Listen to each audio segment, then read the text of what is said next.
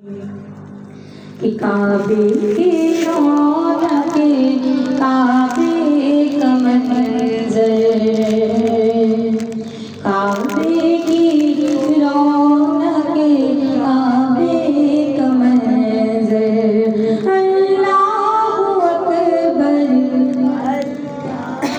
اللہ اکبر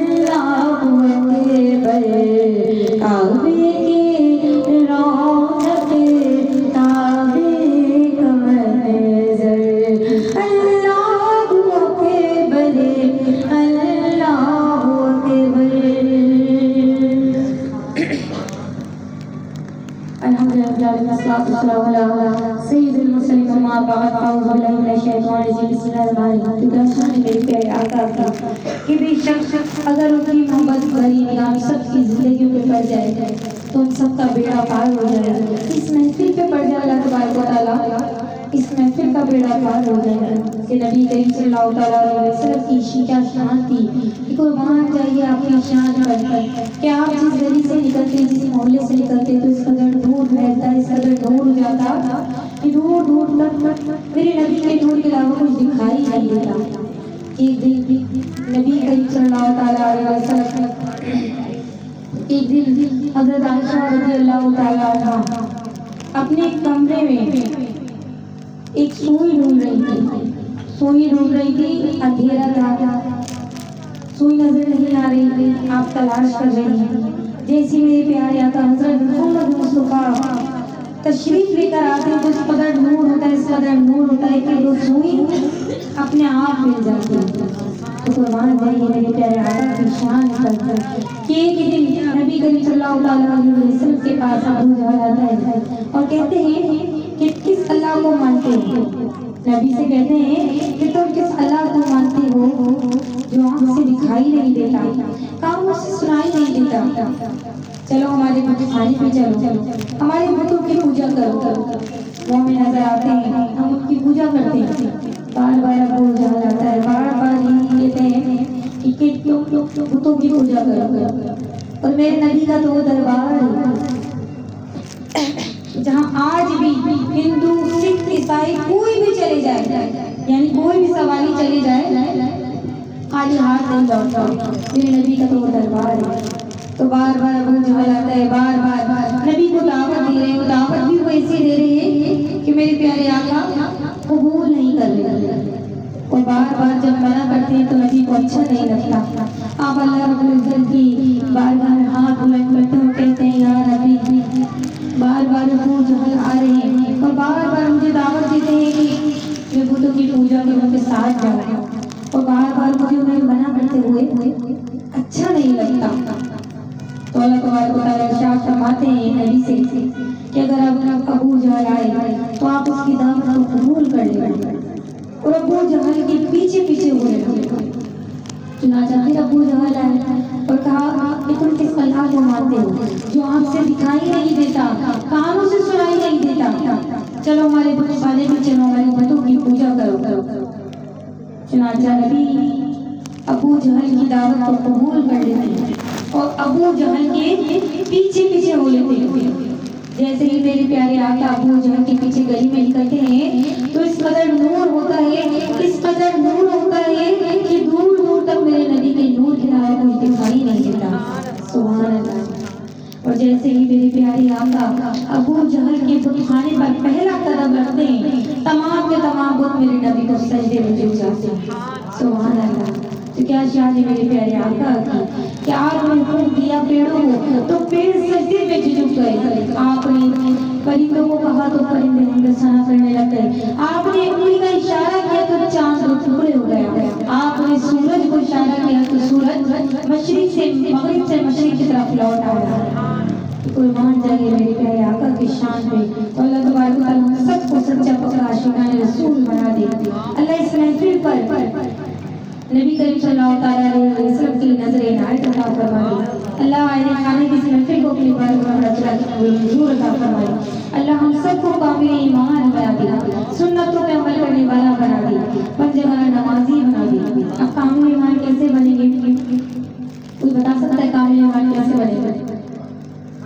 کامل ایمان ایسے بنے گے جب تک آپ اللہ اس کے رسول سے تمام تر چیزوں سے بڑھ کر محبت نہیں کرتے, جس میں اول درجے پر تین چیزیں کیا ہیں کہ انسان کو سب سے پہلے جب ہوش آتا ہے تو سب سے پہلے کیا عزیز ہوتا ہے؟ اپنے والدین عزیز ہوتے ہیں. سب سے پہلے اپنے والدین, اس کے بعد جب شادی ہو جاتی ہے بچے ہو جاتے ہیں تو ماؤں کو بچوں سے زیادہ کوئی عزیز نہیں ہوتا. اور بچے تو ایک ایسی نعمت ہے اگر آپ کے بچوں کو آپ کے والدین بھی کچھ کہتے ہیں تو آپ کو برا لگ جاتا ہے. اس کے بعد اولاد دوسرے نمبر پر, اور تیسرے نمبر پر مال و زر. آج کل دنیا میں مال و زر نہیں ہے تو کچھ بھی نہیں. آج کل کا دور ایسا ہے نا, جب تک آپ ان تمام چیزوں سے بڑھ کر اللہ اس کے رسول سے محبت نہیں کرتے آپ کامل ایمان ہیں. تو اللہ تبارک و تعالیٰ ہم سب کو قابل ایمان بنا دے، سنتوں پہ عمل کرنے والا بنا دے۔ صلی علی نبینا صلی علی محمد صلی علی شفیعنا صلی علی محمد۔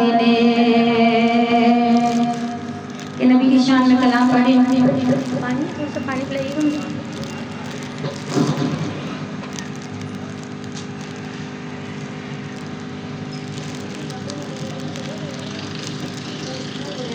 آدھا گلاس دیے گا۔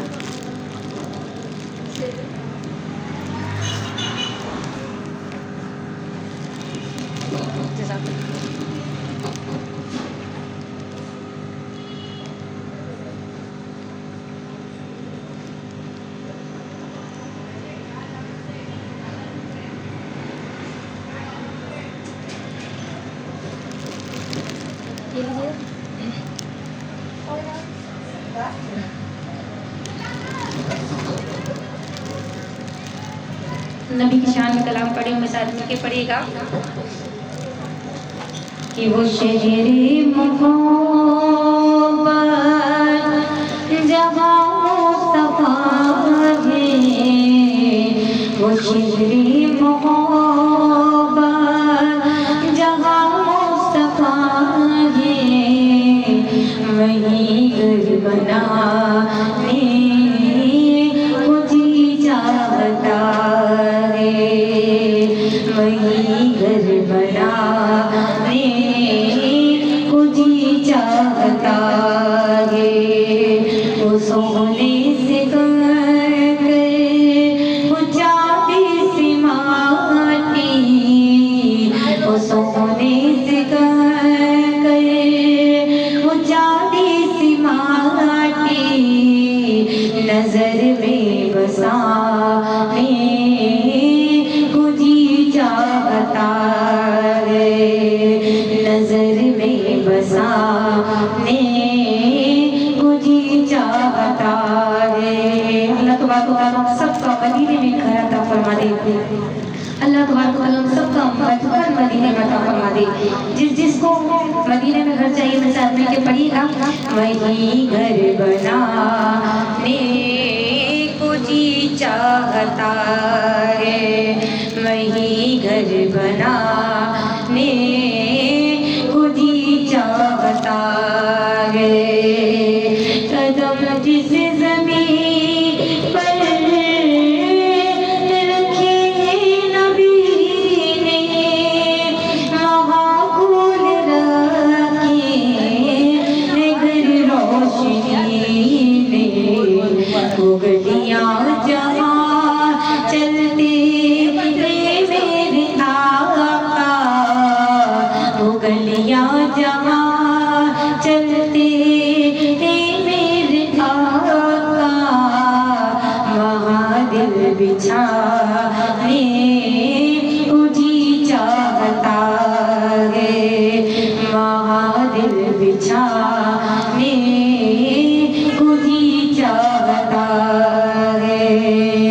مل کے لے دیجیے گا، وہیں گھر بنانے کو جی چاہتا ہے، وہیں گھر بنانے کو جی چاہتا ہے۔ اور نبی کی زیارت کی حسرت بڑی تھی، تو بیمار ماں کی بے خدمت بڑی تھی، اویس کرم کہنا پاتے تھے ماں سے، اویس کرم کہنا پاتے تھے ماں سے، مدینے کو جانے کو جی چاہتا ہے، مدینے کو جانے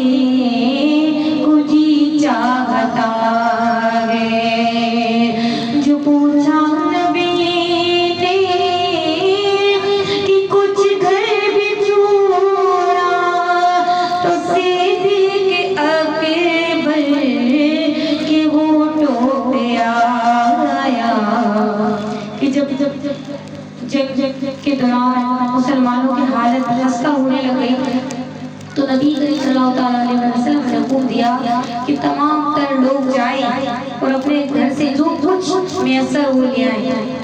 تو تمام تر لوگ اپنے اپنے گھروں سے سامان لے آتے تو قربان جائیے عاشقان رسول پر صحابہ کرام پر کہ ابو بکر صدیق اس دور کے غریب ترین آدمی تھے، تو آپ جاتے اپنے گھر سے جو بھی میسر ہوتا ہے نبی کے خدمت میں حاضر ہو جاتے ہیں۔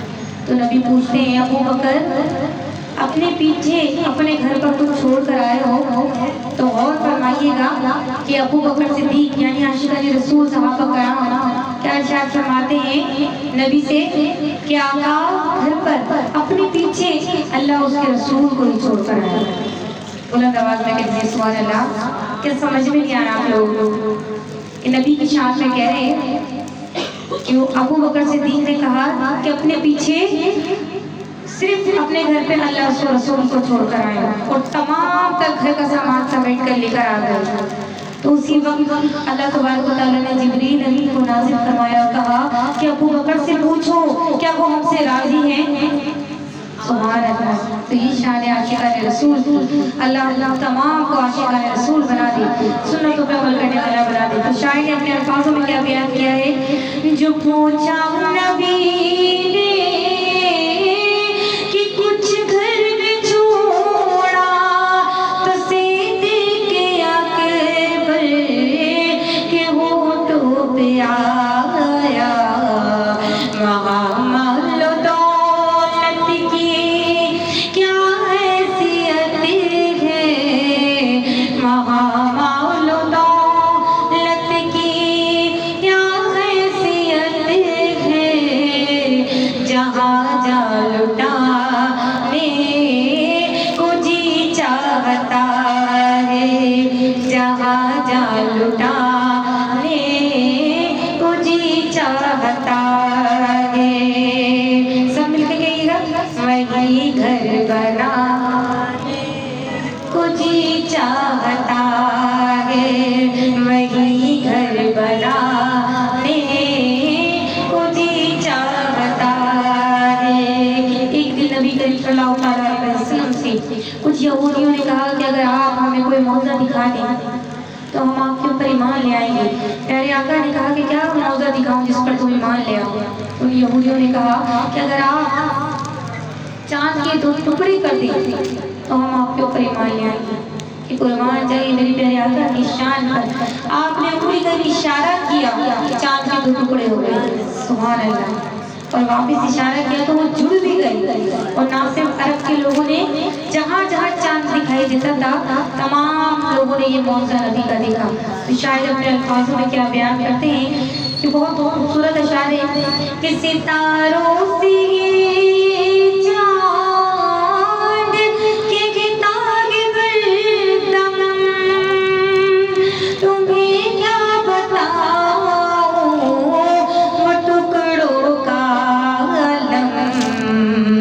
اشارے میں آقا کے کتنا مزہ تھا، اشارے میں آقا کے کتنا مزہ تھا کہ پھر ٹوٹ جانے کو جی چاہتا ہے، اشارے میں آقا کے کتنا مزہ کہ پھر ٹوٹ جانے کو جی چاہتا ہے۔ وہ شہر محبت جہاں مصطفیٰ ہے، وہی گھر بنانے کو جی چاہتا ہے، وہی گھر بنانے کو جی چاہتا ہے۔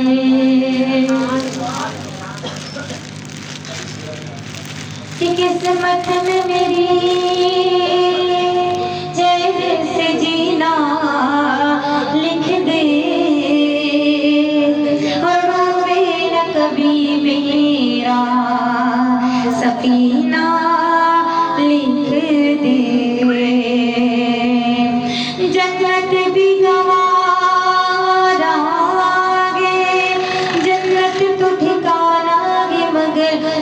تیرے لیے اے خاطب تقدیر مدینہ لکھ دے، اللہم آمین۔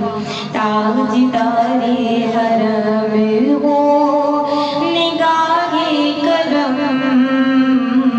تاجدار حرم ہو نگاہ کرم، ہم غریبوں کے دل بھی سنور جائیں گے تاجدار حرم نگاہ کرم، تاجدار حرم کرم کرم، تاجدار حرم۔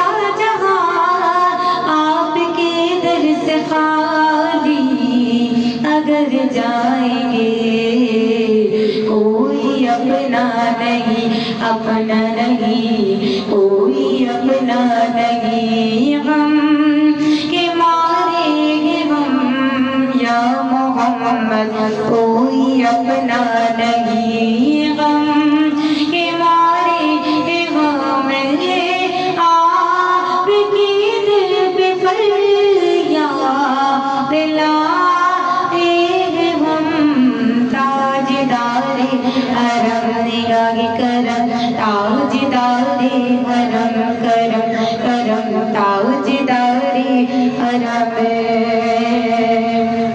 اب جس نے مدینے جانا ہے ساتھ میں کہ پڑھے گا کہ میں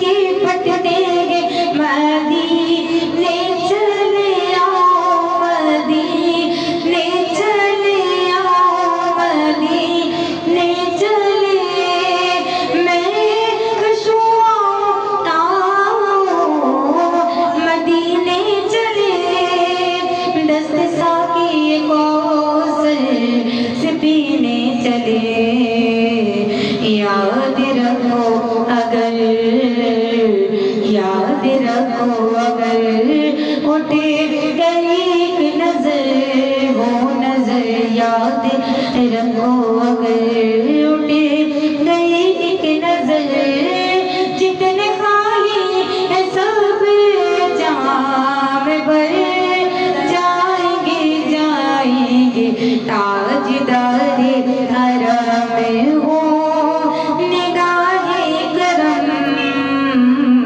تاجدار حرم نگاہ کرم، تاجدار حرم۔